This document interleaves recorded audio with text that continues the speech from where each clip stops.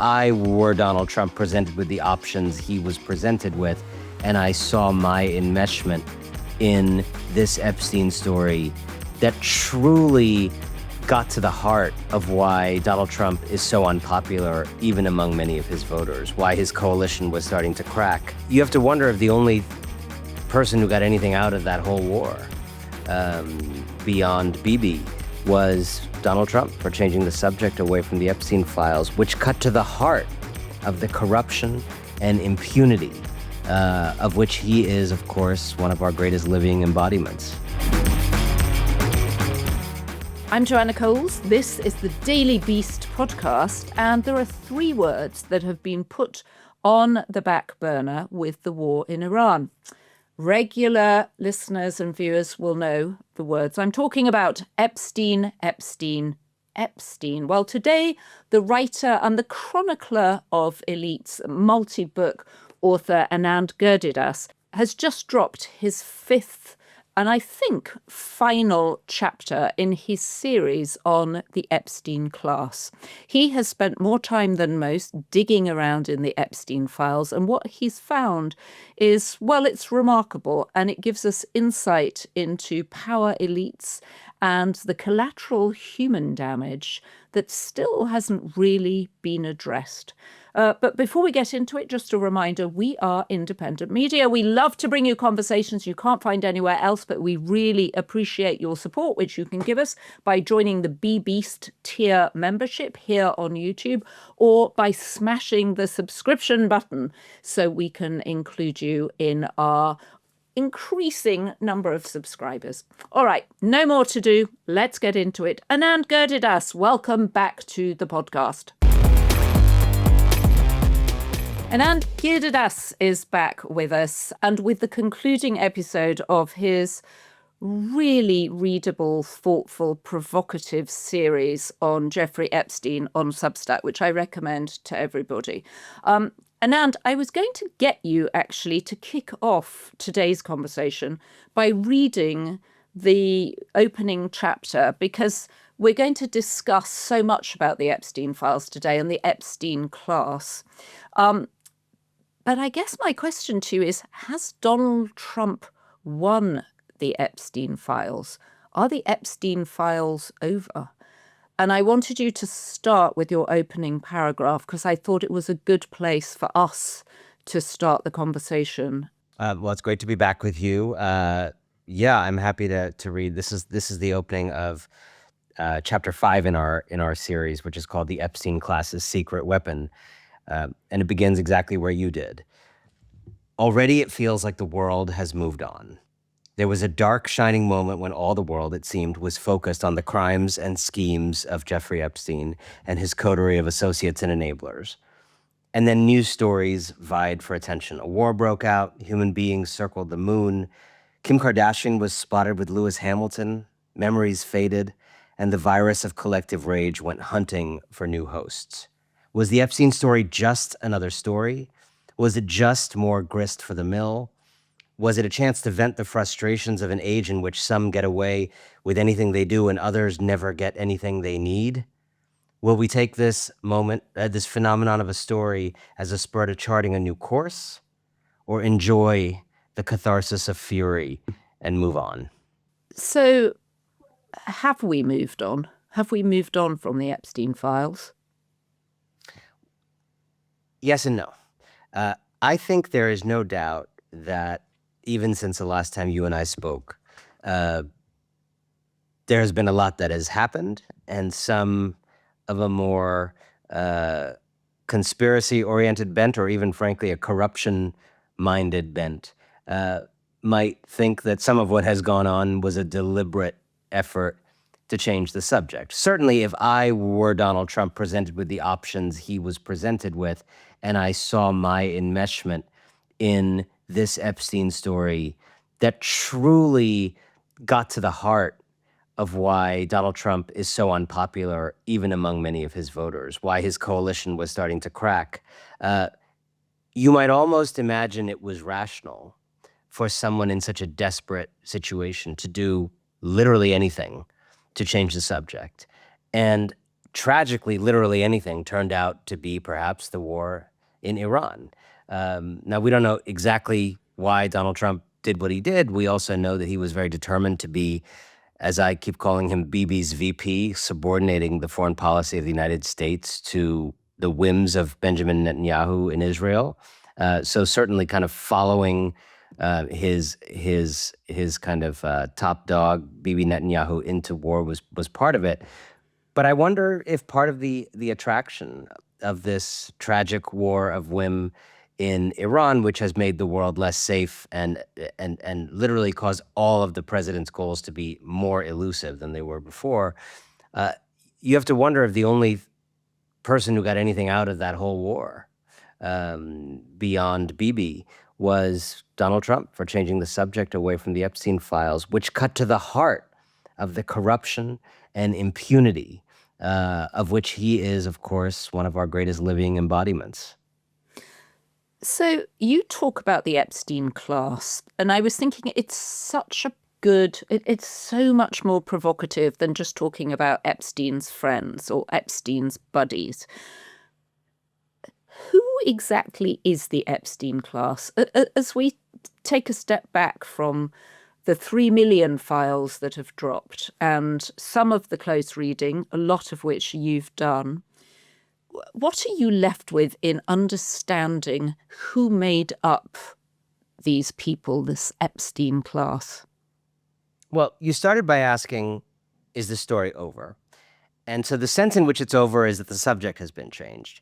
But the sense in which it is not over is what has been revealed, what we have seen and learned through this historic glimpse into the power elite, into the Epstein class, as I and others have called it. I think Congressman Ro Khanna coined it originally. And in that sense, the story is not over, right? So let's talk about what that class is. When we first got these glimpses of files, and there was a big tranche in November, and then there was a lot more in the new year, it's overwhelming, right? It's lots of emails, it's a lot of redundant emails, it's lists, it's flight requests to a centurion, concierge, it's desire for Hermes Apple Watch bracelets. It's random things about how to set up an LLC for an art acquisition. And so if you're looking at it, as a civilian or even a journalist kind of trained to do normal work, it's a little bit like, wow, this is just like a bunch of people, as you said, just a bunch of friends, and the kind of way to look at it for many people was individuals, right? The human brain is very good at understanding individuals. We can what's the story with Leon Black? There's no Hollywood movies about systems, right? Like movies are always about Right. people, And so, yeah, we can understand, Leon Black, he did this, and then we kind of understand it in the ways that we are very good at, almost biologically. What did he get? What did he give? What was the deal? And so that level of analysis, I think, comes to us very naturally, and there was a deluge of data that would allow journalists and analysts and regular people to sit around and say, wow, this is what Leon Black did. Wow, can you believe Woody Allen was here? Wow, what was Steve Bannon getting out of it? And I partook, of those revelations as much as the next person. But when I started reading it in November, it was really kind of screamingly clear to me, maybe because of the work I had done previously, that what we were really seeing, if we squinted a little bit, was an operating system of a group, right? And so of this Epstein class. And that to understand it merely as a list of bold-faced names doing stuff, or a compendium of, rich people behaving badly, or and then why are there professor, it was to miss something more fundamental. So I think this Epstein class, as I would define it, having now done this work over these months, it is a group, it is a network, right? It is a social network.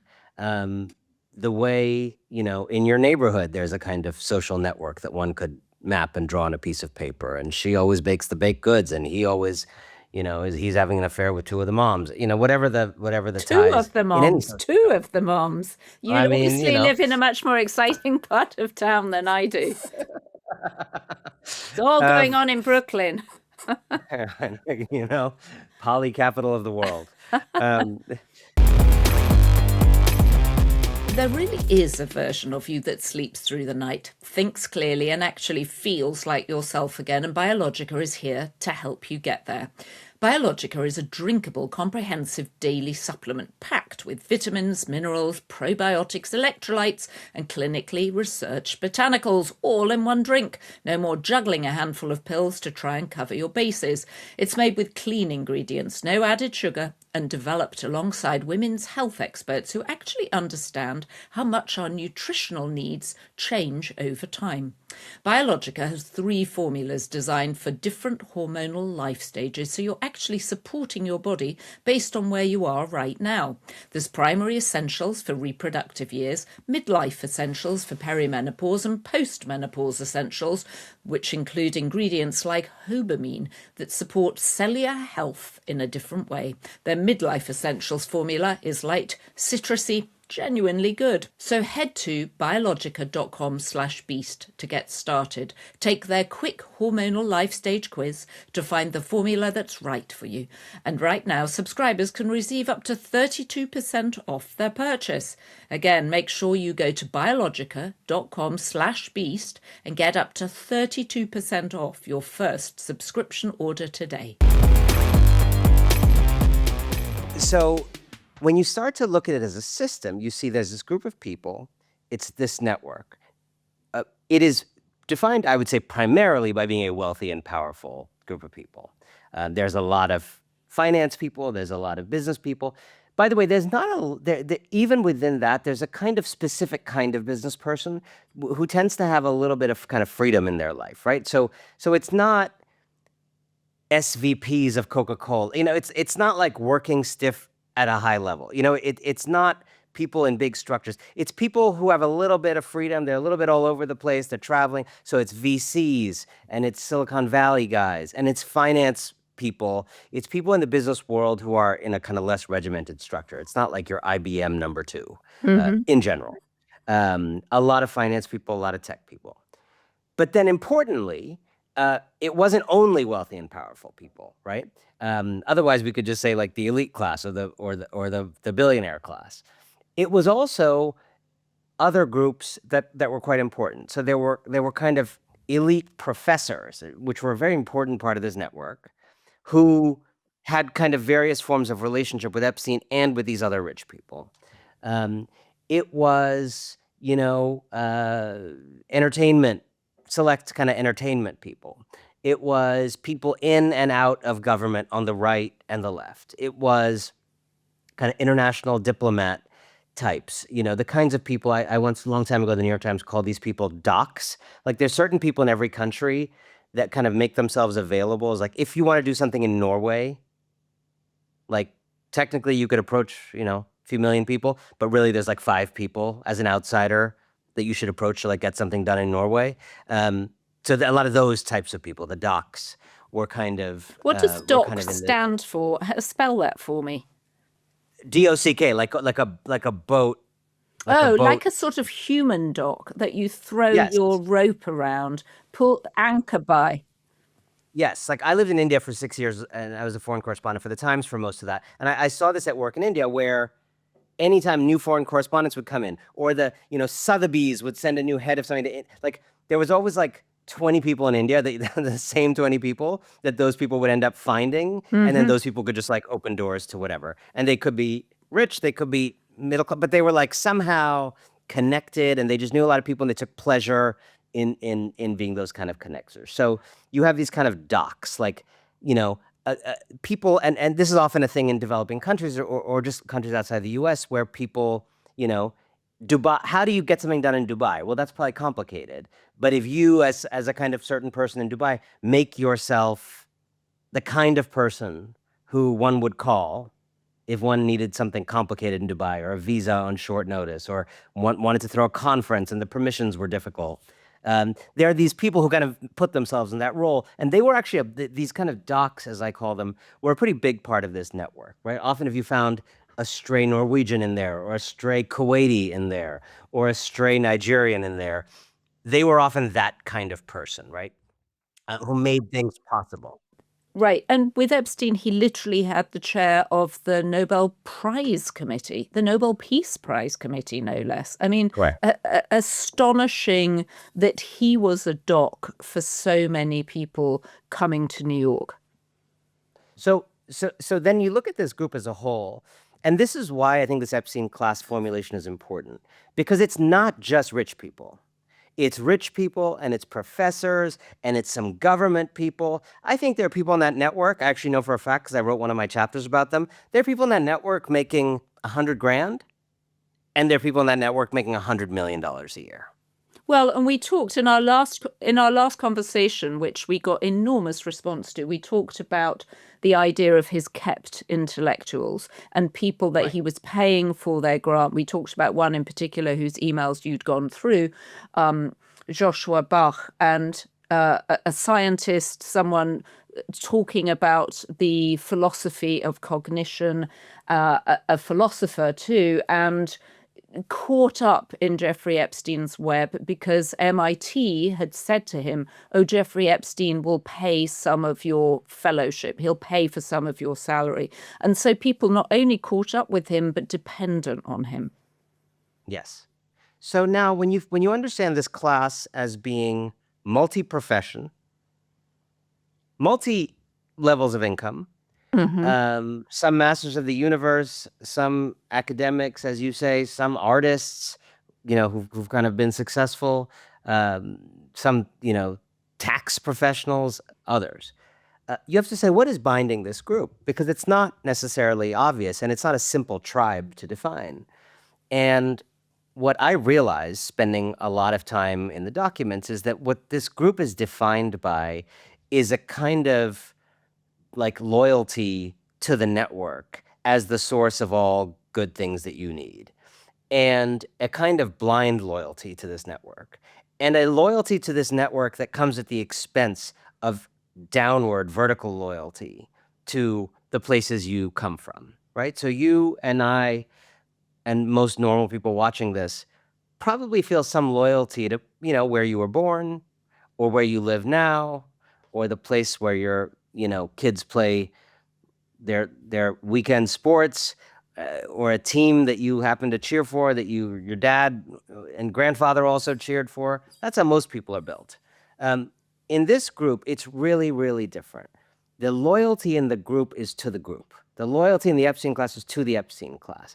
And therefore, even though on cable television, people in this network will joust each other for your and my entertainment, what the emails show is how they relate to each other when the cameras are off. Mm-hmm. And it turns out they have each other's backs. It's not that all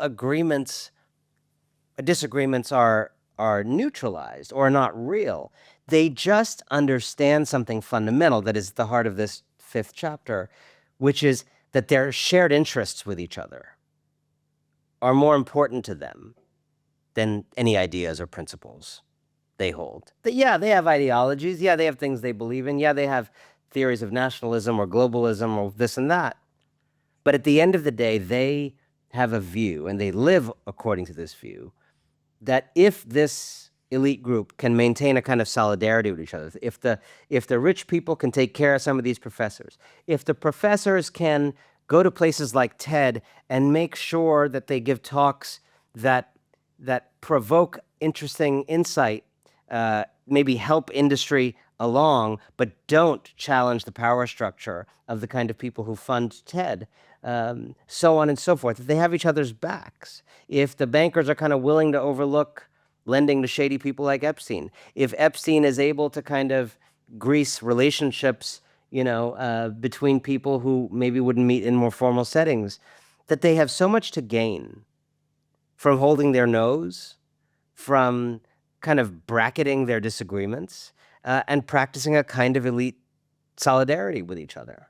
And the more I thought about this and the more I read this behavior, it sort of led to the landing place of this series in chapter 5, about their secret weapon, which is their secret weapon is solidarity. And it occurred to me that we've lived in an age of impunity in which people in this group, this network, can get away with anything. Obviously, the pedophilia at the heart of this story, but so much else. So much economic immiseration, technological immiseration, so much scandal and corruption. They keep getting away with it. And they get away with it partly because they have these allies who protect each other. And down here, among the 99% of people who are not in this group, we snipe at each other. We assume the worst of each other. I wrote a book called The Persuaders about arguing that what I called the great American write-off, writing other people off as irredeemable, unchangeable, stupid, never going to change their ways on all sides, was the kind of death of our democracy. These people at the top protect their impunity through their kind of elite solidarity. And the 99% in this country kind of succumb to tribal warfare with people who actually share fundamentally the same interests. Okay, so I'm going to ask you something. I'm currently in the UK where two people have been or are in the process of being held accountable. One is Andrew Mountbatten Windsor, formerly known as Prince Andrew, who lost his princely title and was pulled in for questioning by the police, was there for 11 hours. We've all seen that remarkable photo of him being driven away in the Range Rover from the police station. He's sort of laying back. His eyes are just open to, I think, the realization that he is going to be held account for some of his behavior. And then, of course, Peter Mandelson, who was the British ambassador to Washington, who was fired once his birthday letter to Jeffrey Epstein for his 50th birthday was revealed in the birthday book. So is it a specific American thing that these people have not been held to account? Because also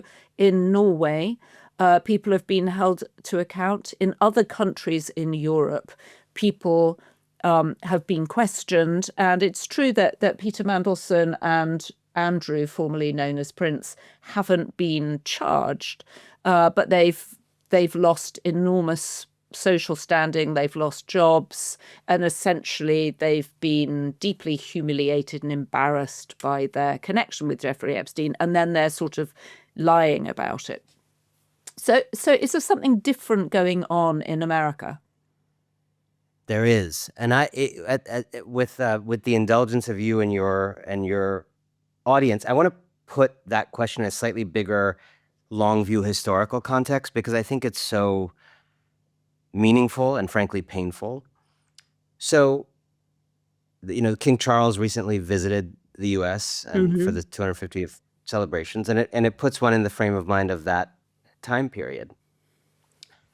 And it's worth remembering that when those then British subjects came over here and eventually declared independence and started this country, they did so with a lot of different radical and powerful ideas. But I would say, if I had to sum up the heart of the kind of distinction they were trying to make, they were leaving a society in the UK with a very deep-seated notions of inherited class, social structure. You are who your grandfather was. And they were leaving it to start this notion, this first sentence, right? All men are created equal. Obviously, they had giant blind spots.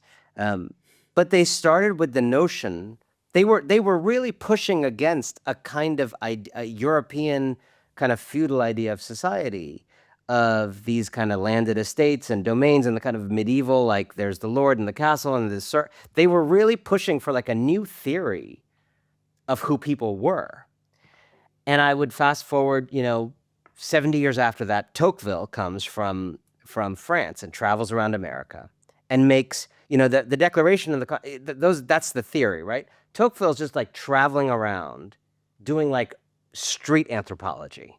What's this new place like? He's a French aristocrat. And he feels like what he calls the leveling principle, right? This notion that like no man is better than anybody else. he feels like it's spreading around the world. And it's like going to come for him too, right? It's going to come to France eventually. And he wants to see the source of it. So he goes to America and he writes about prisons a little bit. And then he just does a general thing that became Democracy in America. And he makes these penetrating observations about how kind of 60, 70 years, 50, 60, 70 years in, the Declaration of Independence and this notion of no man's better than anybody else, how it was playing out in the culture. I remember this incredible observation. I promise this will get back to the Epstein class, but it's really important to understand. He says he observed this thing where in America, if a person who employed a servant and that servant interacted, let's say at 4:55 p.m. inside the house, they would speak to each other one way and in the kind of customary senior person and a servant, maybe a little bowing, maybe a little groveling. If then the servant left at 5 p.m. and they happened to run into each other on the street at 5:05 p.m., they would interact with total equality as two gentlemen. And Tocqueville was flabbergasted by this. This was, if you've been to a place like India, if you've been to many countries in the world, you know exactly what because in India still, at 5:05, they're still going to act in a hierarchical way because they're still they still perceive themselves to be different types of human being. And what Tocqueville was noticing was the birth of something profound, maybe the profoundest thing about the United States of America. And I say all that to say, when we now get to a place where countries in Europe are practicing the notion that even a prince who committed crimes like this, may have committed crimes like this, should be held accountable. Doesn't matter who he is. Doesn't matter who his dad and mom was. And the United States is, as you say, one of the only places to basically practice as a de facto principle the notion that people like this should not be held accountable. They're too important and powerful to be held accountable. We have essentially reversed the whole reason we quit Britain. We have allowed our revolution to come to a point of profound hypocrisy. Even, of course, it started with many of those hypocrisies to begin with. And now we come to this place where we are the shining example in the world of if you were one of these special, rich, elite people, the rules don't apply to you. We started an entire country to get away from that idea. That's such a profound insight into what's happened here. If I were to push back, I would say the public outcry about the Epstein files is something to feel optimistic about, that people are like, this is not okay. Women need to be, girls in particular, need to be protected. The victims have been heard. We've had two members of Congress, you mentioned Ro Khanna, but also Thomas Massie, get a unanimous House to vote for the release of the Epstein files. What does accountability look like for this Epstein class? What should accountability be at this point? We saw the Attorney General get fired, Pam Bondi, through her mishandling of it.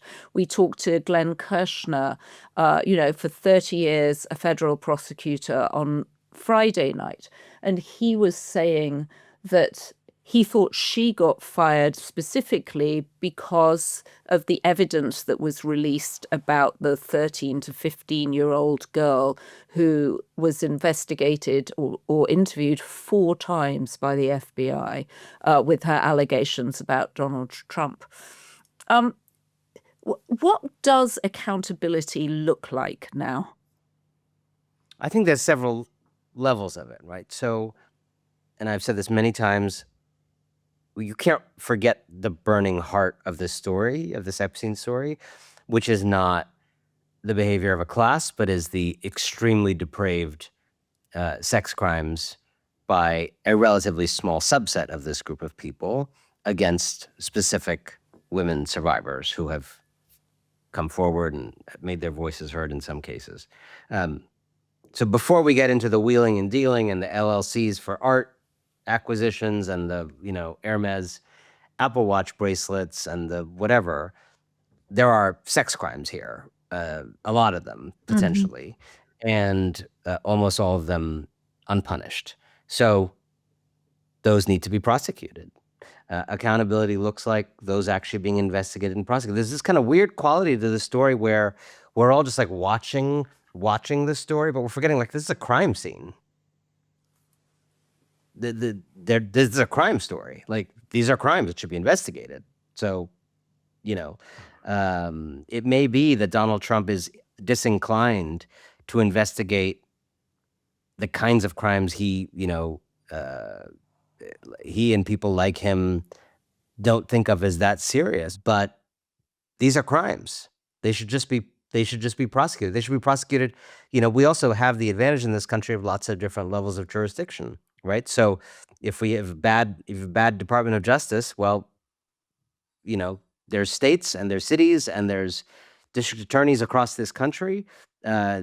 According to what these files show, what these women have said, this stuff took place lots of places. Lots of places have jurisdiction here. And look, we've just lived in an age of historic under prosecution, and I say this to prosecutor friends of mine, and they're always like, well, Anand, let me give you 5 reasons, and then I just like fall asleep because they never say that when it was the million or whatever it was people being put in jail for low-level drug offenses. Somehow, prosecutors were able to do their thing when it was like a bunch of people, dealing weed. But I mean, there's an entire genre of music called hip hop that is just telling the stories of how hard the government came down on people for selling drugs to survive and not even make a ton of money, as has since been revealed.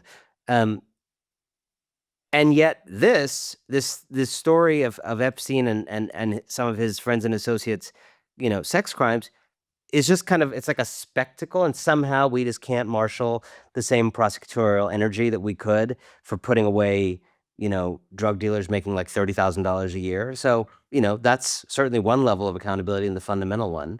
But I do think it goes beyond that. And, Virginia Giuffre, who wrote a remarkable book, Nobody's Girl, one of the survivors, she talks about this as, a kind of, being trafficked to some of the most powerful people in the world. And she talks about a world order that's kind of corrupt to the core. So she's not only saying a few bad guys did bad things to me in a massage room. She's saying there's a system that is corrupt. And I think, what she is calling us to do from beyond the grave, and what others who are very much alive are also calling for us to do, is to hold that power elite accountable. And that means beyond investigating and prosecuting the sex crimes, various things like getting money out of politics so these people can't buy access in Washington that keeps them from being prosecuted. So they can't, influence what Congress looks at and what it doesn't look at. But it also looks at it also looks like having kind of more transparency at every level of our society. These are people who thrive by their conduct being in the shadows. And what was so remarkable about the Epstein files is that it opened a glimpse that we seldom get into how they think, how they operate, how they feel about the very consumers they sell to and they lend to and they live off of, but often seem to have quite a bit of dripping contempt for. So the one person that has been held to account in the States is Ghislaine Maxwell, who, as we know, was in jail in Florida.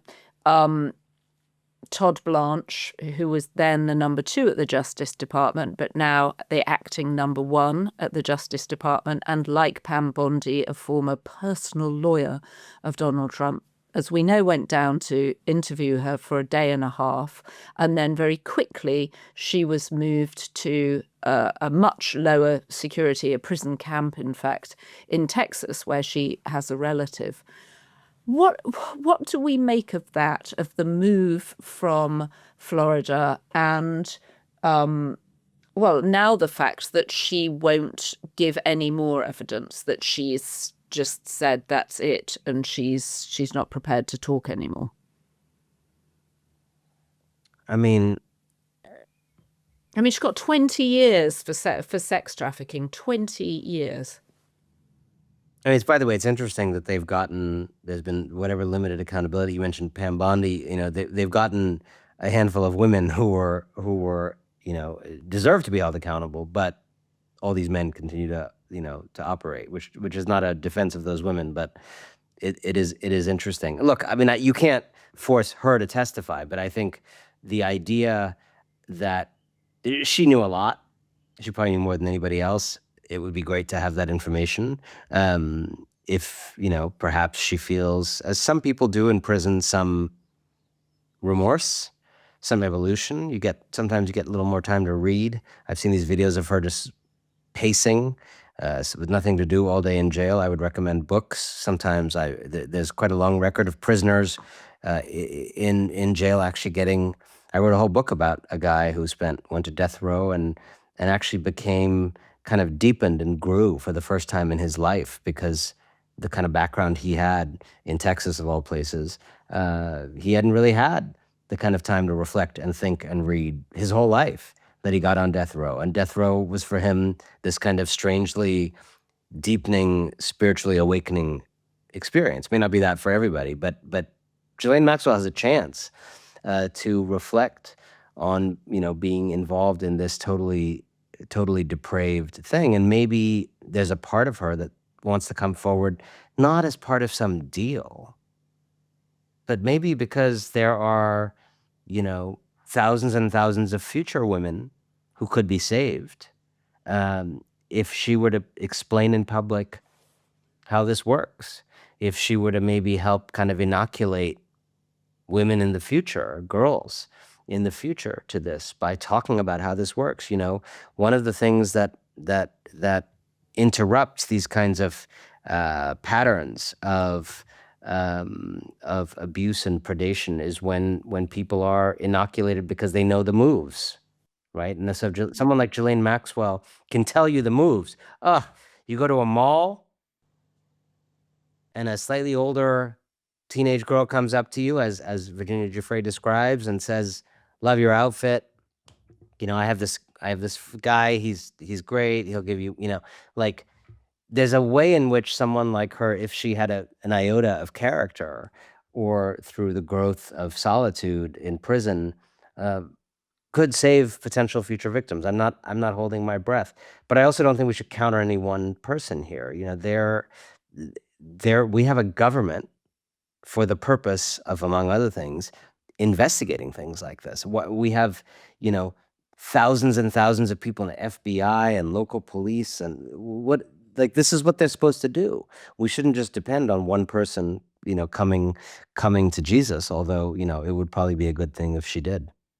So, one of the things that's really striking about the Epstein files is the lack of emails after he's been convicted of solicitation of a minor in 2008. In fact, there's almost the opposite. Peter Mandelson's letter is like, "This is disgraceful. This would never have happened in England. Your friends will love you and support you." Similarly, from Prince Andrew and his wife, Sarah Ferguson. Why do you think people weren't more concerned about it? I think if you ask the average person, and one should never sort of fall back on the average person, but I do think that if your close friend is found guilty of such a heinous crime, you would think twice about remaining their friend, I think, especially with children.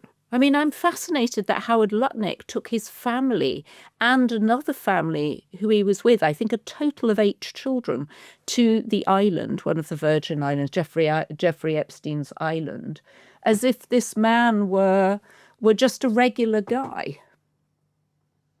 I wrote about, in my first chapter of the Epstein class series, I wrote about someone I knew who I found in the Epstein files to great, disappointment and dismay, and tried to reach out to his wife, who had been my friend.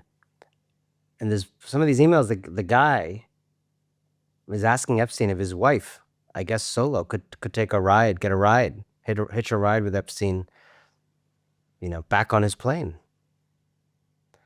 You're thinking, what kind of person is sending his wife without him on a plane with Jeffrey Epstein? How important is that transportation to you?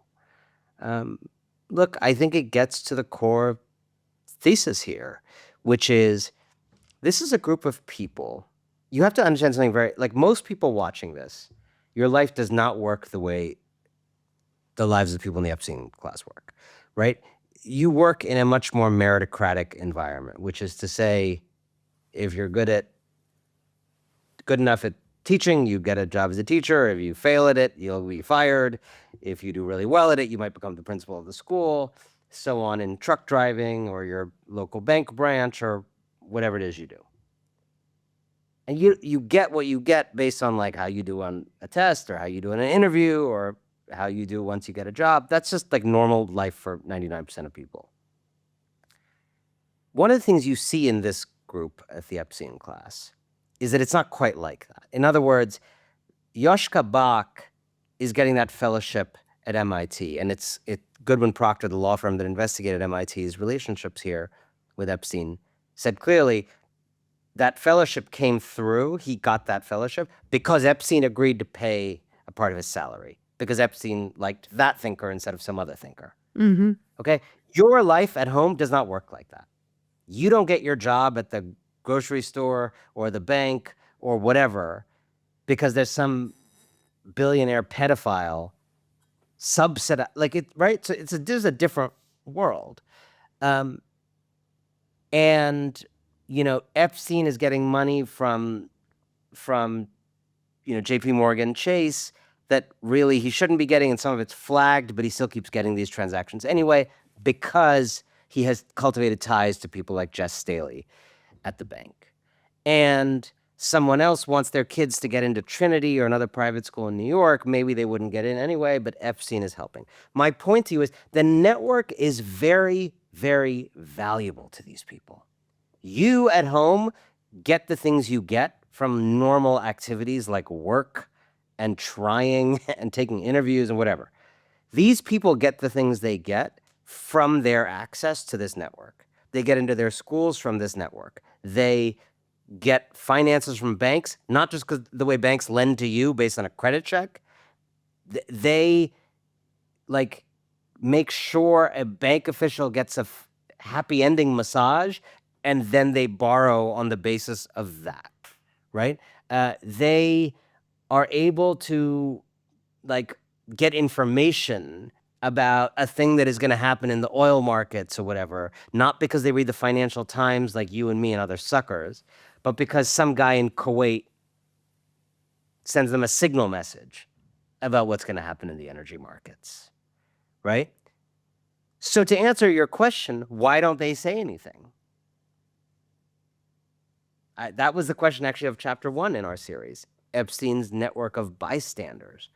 The reason they don't say anything is it's too valuable to say anything.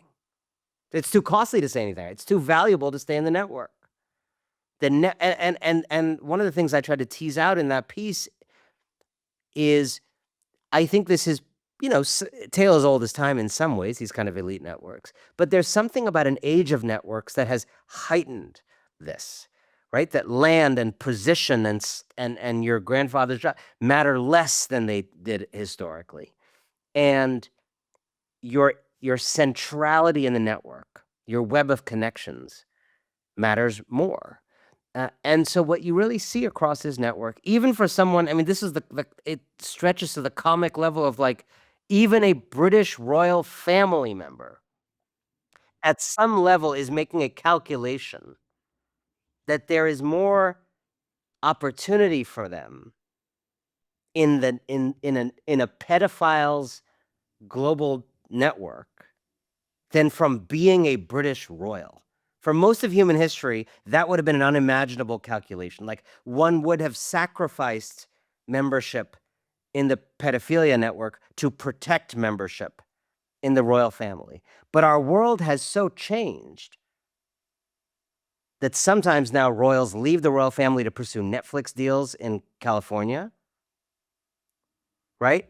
That we have leaders who seem to view being president or being prime minister of countries as stepping stones to sort of building their own networks and kind of production and all of that. We have gotten to a place where being in this network is so sacred to people that princes are willing to sacrifice their position in a family that once ruled a quarter of the Earth's surface just to stay in a network that can get you to anybody who's anybody. Your series is fascinating. Do you have plans to put it in a book? I know it's available free on Substack, but is the goal to put it into a book? I've thought about it. I don't know, and I'm keeping it as an open question. But for now, before it becomes a book that you have to go somewhere to get, it is all available, all 5 chapters, at the Ink, which is the.ink, INK. And you just click on this kind of Epstein class tab on top, and you can read all 5 chapters. I hope they give people a glimpse behind what have been a lot of headlines and a lot of bold-faced names and a lot of speculation. What was always interesting to me was what we learn about how the world works through these revelations. So I encourage folks to read it. And even though we've left it free to the public, if people like this kind of work, appreciate this kind of work, it's independent media, so it exists if people subscribe. So subscribe to the Ink and join us. And if you want to see some more work where this came from. Well, we would love to have you back to discuss many other things. The Epstein files certainly isn't as on top of the news as it was, but we don't think it's going to leave yet. And of course, there's another 3 million files still to drop, we learn.